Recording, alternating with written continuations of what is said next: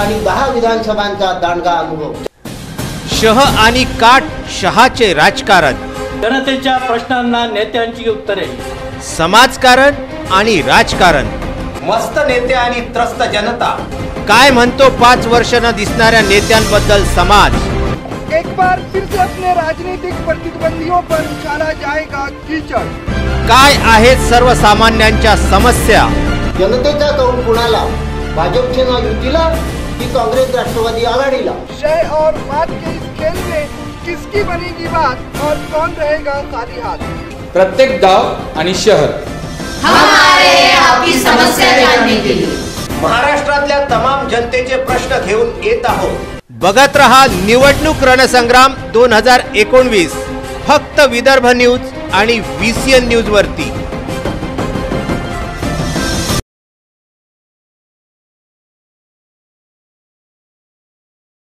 नमस्कार.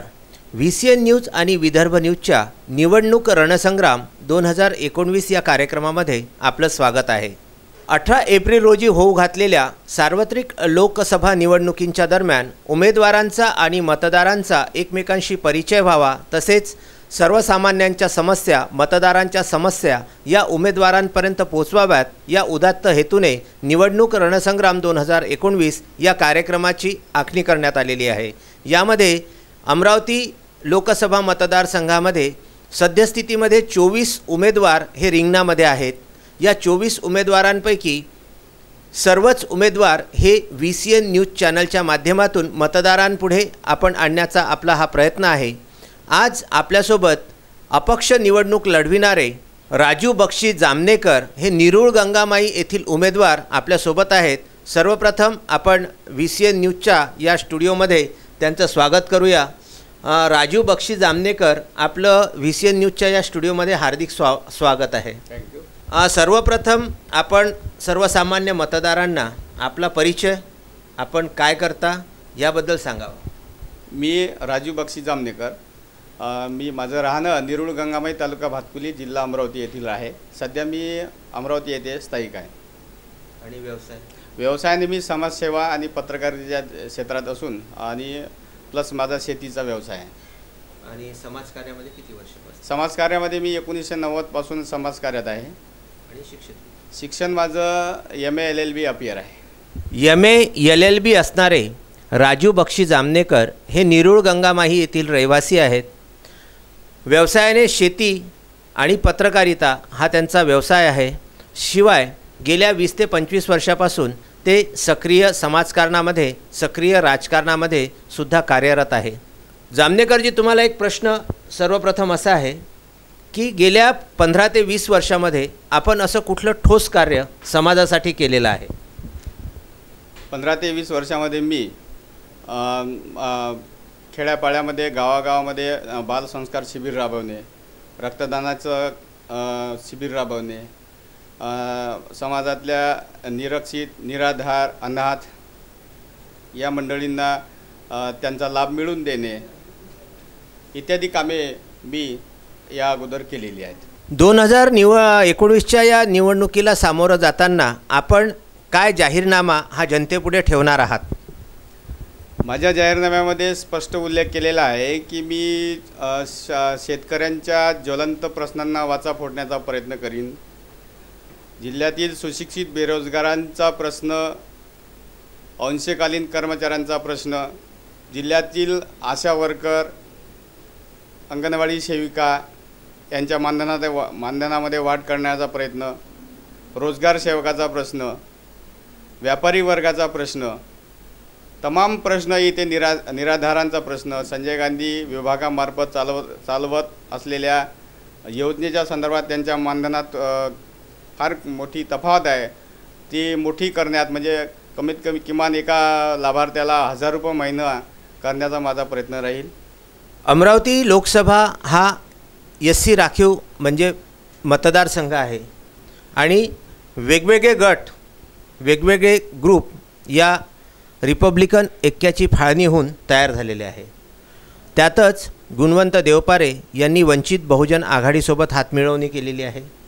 बाळासाहेबांसोबत त्यांनी मागच्या वर्षी ते निवडणुकीमध्ये बसपासोबत होते, यावर्षी आता ते बाळासाहेबांसोबत आहे. आपल्याच रिपब्लिकन ऐक्यामधील फुटलेले विखुरलेले ज्यांना मानाचं स्थान या समाजाने दिलं होतं असे ॲडव्होकेट राजेंद्र गवई यांनी युवा स्वाभिमानची कास धरलेली आहे. संजय आठवले वेगळ्या रिंगणात आहेत. असे छोटे मोठे अनेक उमेदवार असताना आपण आपली उमेदवारी दाखल करण्यामागचं नेमकं कारण काय आहे? देवपारे साहेबांच्या संदर्भात प्रत्येक उमेदवाराला लोकशाहीनुसार उभे राहण्याचा अधिकार आहे.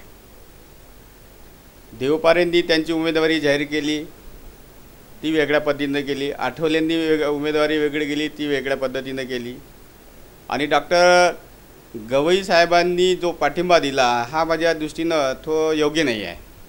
त्यांनी रिंगणामध्ये राहायला पाहिजे होतं. रिपब्लिकन पार्टीचं अस्तित्व कायम राहण्यासाठी त्यांनी या रिंगणामध्ये कायम राहायला पाहिजे होतं.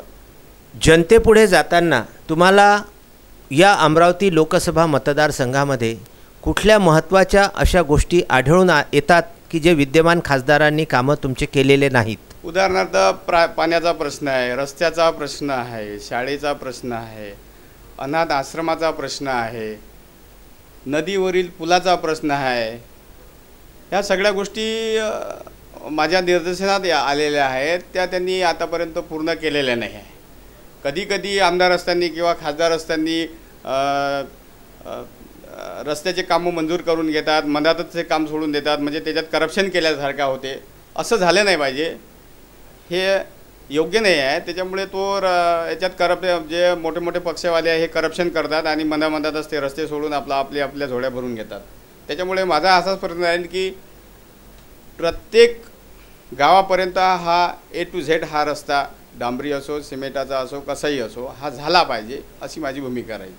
तुम्ही पत्रकार आहात आणि पत्रकारांसाठी तुमच्या काय भावना आहे, मीडियासाठी तुमच्या काय भावना आहेत? पत्रकार महोदय हा लोकशाहीचा चौथा आधारस्तंभ आहे. त्यांचा लोकशाहीमध्ये किंवा समाजामध्ये हा एक महत्त्वाचा स्तंभ आहे. त्यांना दरमहा शासनाकडून सॅलरी आणि पेन्शन ही मिळायला पाहिजे, अशा पद्धतीचा मी प्रयत्न करेल. आणि त्यांच्या युनियनसाठी प्रत्येक जिल्ह्यामध्ये पत्रकार भवन झालेलं पाहिजे, प्रत्येक तालुक्यामध्ये पत्रकार भवन झाले पाहिजे, यासाठी मी प्रयत्न करेन. तुम्हाला असं काय वाटतं की कोणासोबत तुमची सरळ लढत होईल आणि तुम्ही साधारणतः निवडणूक लढवताना तुमचा विजय कसा खेचून आणाल आणि तुम्ही कुठल्या क्रमांकावर राहाल? मी या लढतीमध्ये माझा मेन उद्देश असा राहील की समाजातील मतदार माझ्या कार्याला पाहून मला वोटिंग करतीलच, मला मतदान करतीलच, परंतु माझा विजयाचा जो भाग आहे हा EVM मशीन उघडल्यावरच लक्षात येईल.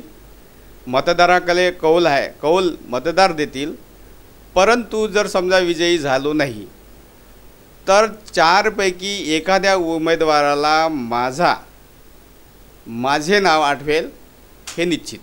जाता जाता तुम्हाला एक प्रश्न, जो प्रश्न आम्ही प्रत्येक उमेदवाराला विचारत असतो, तो प्रश्न असा आहे की अमरावती जिल्ह्यातल्या, अमरावती लोकसभा मतदारसंघातल्या मतदारांनी तुम्हाला का बरं निवडून दिलं पाहिजे? मला निवडून द्यामागचा प्रश्न असा आहे की मला तर असं वाटते की या लोकसभेच्या मतदारसंघामध्ये सुशिक्षित माणसापेक्षा म्हणजे असं शिक्षणाच्या संदर्भात फार कमी गणल्या गेल्यासारखं, त्यांच्या पदव्या म्हणजे शिक्षण वगैरे हे फार कमी असल्यासारखं वाटत आहे मला. त्यामुळे मतदारांचा प्रश्न, रेटून धरण्याचा प्रश्न, त्यांच्यामुळे कमी शिक्षण असल्यामुळे, बाकी उमेदवारामध्ये कमी असल्यामुळे प्रत्येकजण आपापल्या, तसं उदाहरणार्थ देवपारे साहेबाचा व्यवसाय आहे, अडसूळ साहेबाचा वेगळा व्यवसाय असेल, वानखळे साहेबाचा वेगळा व्यवसाय असेल, यांच्या व्यवसायाकडेच हे विशेष लक्ष देतात, यांच्याकडेच लक्ष देतात. मी असा उमेदवार आहे की मला जर या मतदारसंघातील लोकांनी जर निवडून दिले, जर वोटिंग केलं, मतदान केलं, तर मी समाजातल्या तळागाळातल्या मतदारापर्यंत जाऊन, घराघरात जाऊन, समाजात जाऊन, वार्डावार्डात जाऊन, गावागावात जाऊन त्यांचे प्रश्न, प्रत्येक प्रश्न हा सोडवण्याचा प्रयत्न करीन इथपर्यंत. येत्या 18 एप्रिल रोजी होऊ घातलेल्या या सार्वत्रिक लोकसभा निवडणुकीमध्ये राजू बक्षी जामनेकर यांचं भवितव्य EVM मशीनमध्ये बंद होणार आहे. त्यासाठी आपण त्यांना शुभेच्छा देऊया आणि लोकशाहीचा हा आनंदोत्सव साजरा करूया. GTPL सेटअप बॉक्स नंबर 72 आणि UCN सेटअप बॉक्स नंबर 81 वरती दररोज बघत रहा निवडणूक रणसंग्राम. निवडणूक रणसंग्राम 2019 या कार्यक्रमाची आखणी करण्याचा मूळ उद्देश सर्वसामान्य जनतेचे प्रश्न हे उमेदवारांपर्यंत पोचविणे आणि उमेदवारांची ओळख ही मतदारांना करून देणे ह्याच एका मुख्य उद्देशाने या कार्यक्रमाची आखणी करण्यात आलेली आहे. दररोज बातम्यानंतर GTPL सेटअप बॉक्स नंबर 72 आणि UCN सेटअप बॉक्स नंबर 81 वरती सुरू आहे निवडणूक रणसंग्राम 2019. नमस्कार.